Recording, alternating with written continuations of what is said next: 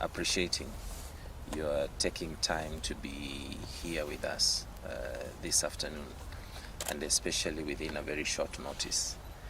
And I am happy that today the setup is different. As you can see, we are doing from Makueni County, and many times they say Makueni is dry and there is no water, so they can see there is enough water behind us.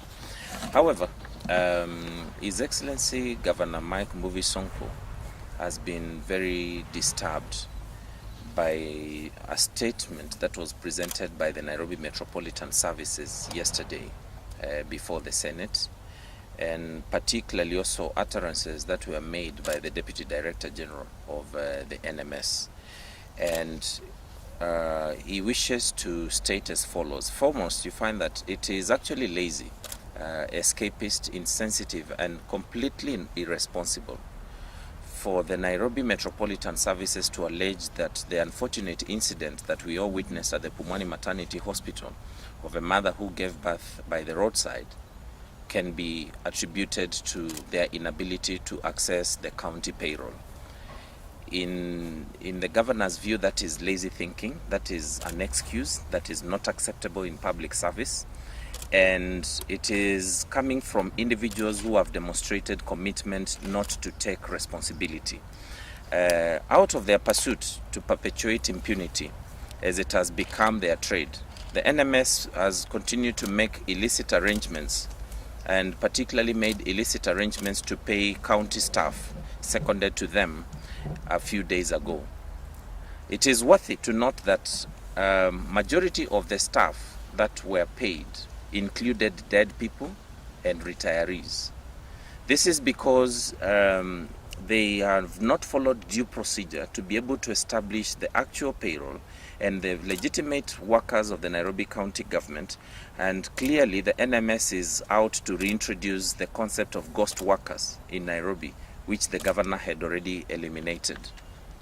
The Nairobi County Public Service Board remains the employer of all the seconded staff, and nothing stops the seconded staff from executing their duties as per their contracts of employment. All of you are aware that we have police officers who are seconded to State House. We have police officers seconded to VIPs in this country. We even have police officers who work with banks to provide security. And those police officers remain employees of the National Police Service. They are neither employees of State House, they are not employees of the VIPs with whom they work for, or any of the areas where they are usually deployed. So for the NMS to start alleging that their employees are unable to perform their duties because they don't have a payroll, I mean, it is the laziest excuse anybody can ever come up with. It is an indicator that these are individuals who are unable even to execute the mandate that they were given under the deed of transfer. They have no capacity to undertake to serve the people of Nairobi, and they have no business actually even being there in the first place, because the Nairobi City County government is established by Article 176 of the Constitution. The governor's office is established under Article 179 of the Constitution. So this idea of idlers who have made it impossible even to improve services delivery across Nairobi, to start insinuating that they are unable to perform because the governor is not supporting them, is unacceptable. And you remember a few days ago, the president urged the governor and Major Badi to work closely together. Unfortunately, Badi is not interested in working with the governor. Badi is emerging as the face of cartels in Nairobi, and it is clear on two things. He has embarked on the mission of reviving ghost workers in the city, and Badi has been talking about pending bills, because the cartels who used to supply nothing to City Hall, the cartels who used to supply air to City Hall, are the ones who suffered when the governor audited all the pending bills and reduced that amount from a whole 64 billion shillings to 11 billion shillings. So the cartels now have gone to Badi.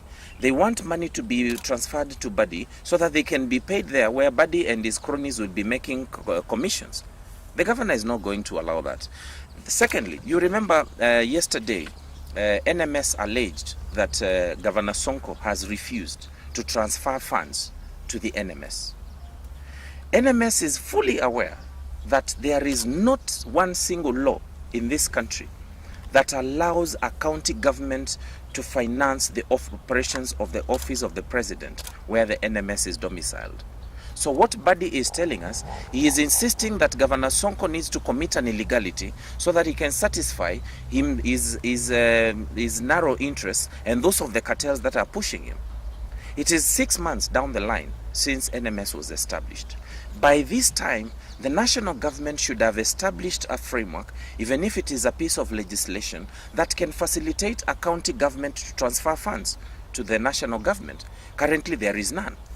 And all of you currently are aware that we have investigations ongoing that are targeting officials from the Ministry of Health, the Ministry of Finance, the Control of Budget, because of the medical leasing, the medical equipment leasing scheme.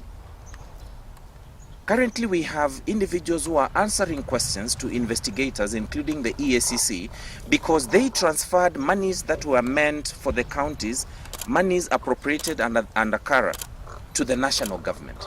So here we are. Badi is saying that Governor Sonko is refusing to give him money. Is the governor supposed to send the money to his M-Pesa account? Or where exactly is the money supposed to go? Right now, we don't even know whether NMS operates any bank accounts.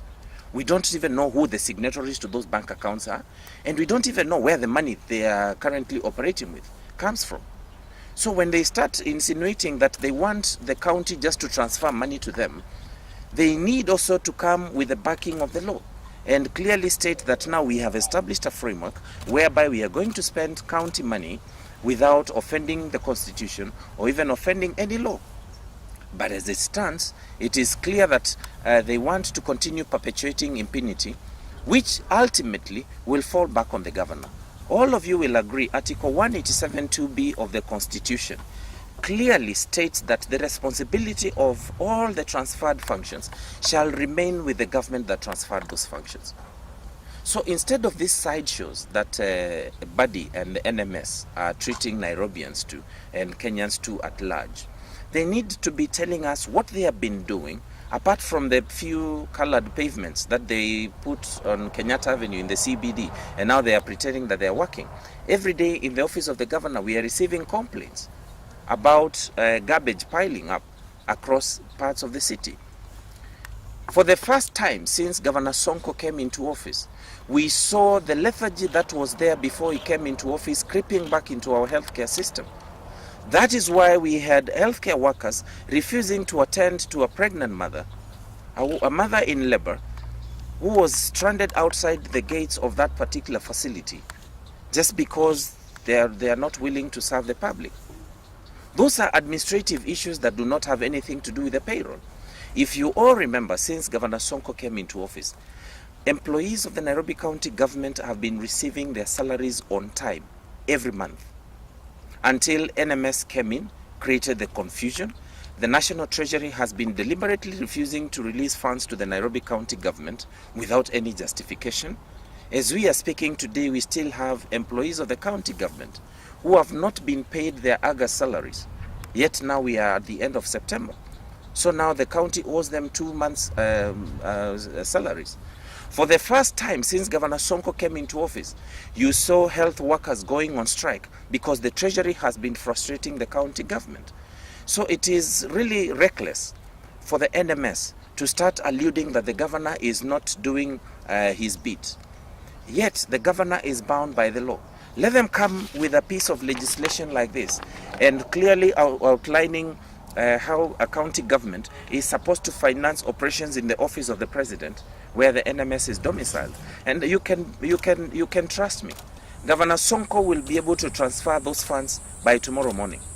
As we are speaking today, the Nairobi County government has received letters from the Auditor General and from the Ministry of Health. 294 million shillings was allocated to the Nairobi County government for COVID-19 to help the county manage the COVID-19 situation. As we are speaking today, the NMS has refused to provide an account of how they utilize those funds. So we have a case here. These guys are running figures, telling people about Danida and all that. And the governor is fully aware of not only the provisions of the Public Procurement and Assets Disposal Act, but also the Public Finance Management Act, and more importantly, the regulations that exist in the management of donor funds. Up to 2019, Nairobi was actually ranked the top in terms of the utilization of Danida funds. So the governor is not going to transfer money that is that has a clear utilization procedure just to Badi's personal account or whichever account he wants to entertain him. This money must be transferred procedurally. This money must be utilized within the confines of the law, and clear accountability systems must be in place in terms of how the money is going to be utilized. Even if it is a special purpose account, there are procedures of how government bank accounts are opened, closed, managed, or even how payments are made. So you don't expect now Badi through a statement, a 2-page statement to the Senate, then by tomorrow money is just wired to his personal accounts. So Badi is clearly unable to deliver on his mandate. He is actually becoming an embarrassment to the president, because the president was hoping that Badi can provide support not only to the governor but to the county government, so that we can have better and improved services in Nairobi. As you are all aware, Nairobi is really constrained in terms of budgetary allocations. Out of the 15 billion shillings that Nairobi is meant to receive this year, about 14 billion shillings in a year goes to payment of salaries and employee benefits. So that leaves the county really constrained. But despite those challenges, Governor Sonko has been able to raise his investment development allocation from initially 2.1 billion shillings when he came into office in 2017 up to 8 billion shillings the financial year that ended in June 2020. So this idea of trying to paint Governor Sonko's administration as a failure for purposes of covering their laziness and their incompetence and their ineptitude is not going to be accepted. Let NMS do the work that they were given. They are no longer even doing the pavements. They need to do more. There is still traffic congestion across Nairobi. Those are the issues that Nairobians want to be listening from them. What they are doing about traffic management, what they are doing about improving the capacity to deliver water to Nairobi residents, what they are doing to improve on the management of waste from collection up to disposal. But these sideshows that they have been entertaining us, oh, Mara payroll, oh, Mara we don't have pending bills, Mara we don't have contracts. Those are sideshows because they have nothing to do with their inability to deliver services. They are clearly demonstrating their incompetence, and Nairobians now are getting tired of that kind of sideshows.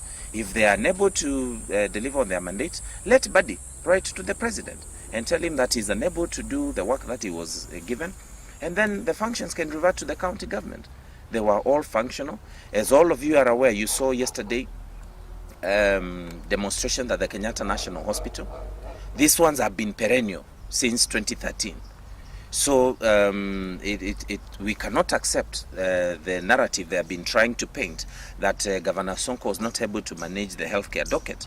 Since 2017, you have never seen healthcare workers going on strike in Nairobi. So those are some of the things, especially I want to challenge you people, even in the media, to start asking the hard questions.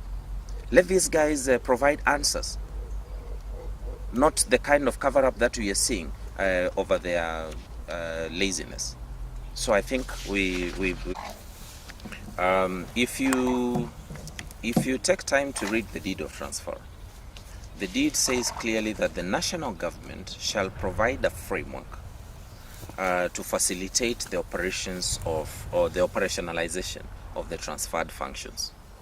At the same time, the deed of transfer says clearly that funds shall be availed from the county government and the national government. 6 months down the line, there is no framework that allows a county government to transfer funds to the national government. So it is not about us or Nairobi County to expect where NMS is going to get their money. It is the business of the national government to create that framework even if it requires the establishment of a law, so that the transactions can be legitimate. What we currently have and the blackmail that the National Treasury has been deploying will amount to problems not only to the governor, but even to the entire finance department at the county government.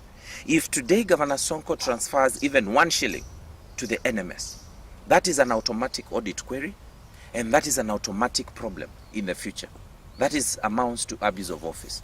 So what we are looking at is these sideshows that they have been treating Nairobians to for the last 6 months. By this time, I want to believe if the Attorney General and the National Treasury had presented a piece of legislation to Parliament, by this time we would have a law in place that would allow the Nairobi County government to finance the operations of the NMS. So the National Treasury should also stop blackmailing the county government in the sense of refusing to disburse the regular allocations, the monthly allocations to the county government, just because the county government is unable to finance NMS. The Treasury has that responsibility.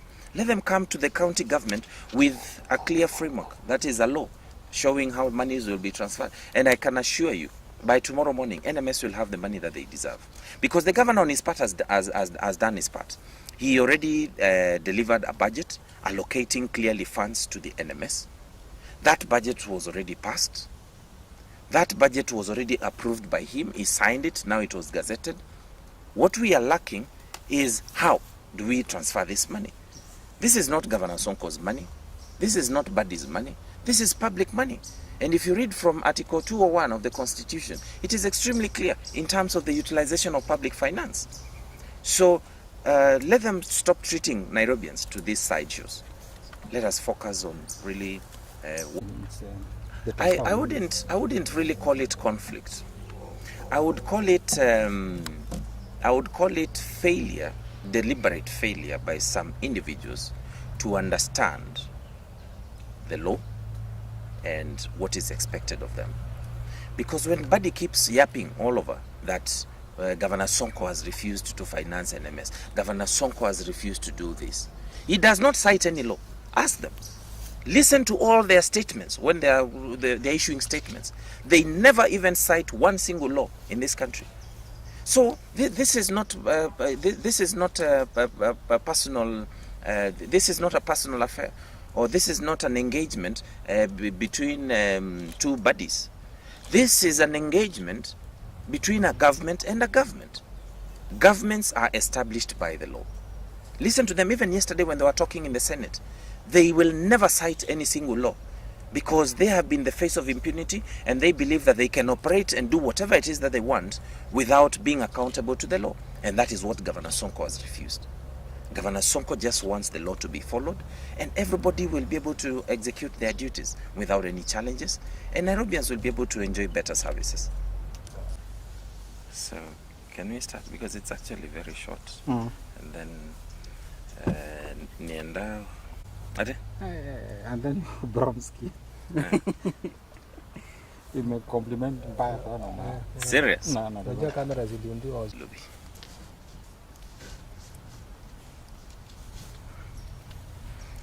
Because I don't touch.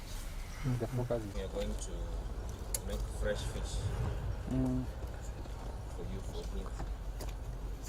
Okay, good. That's.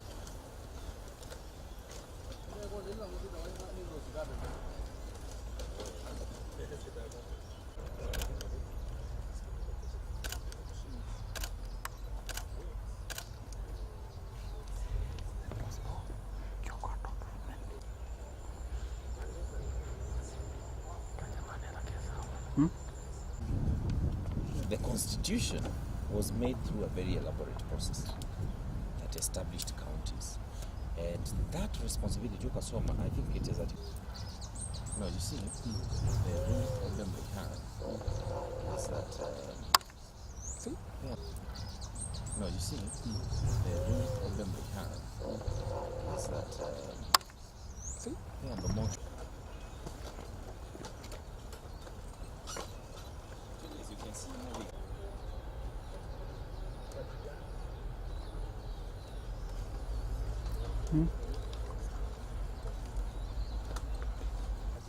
na kuyulu ne keima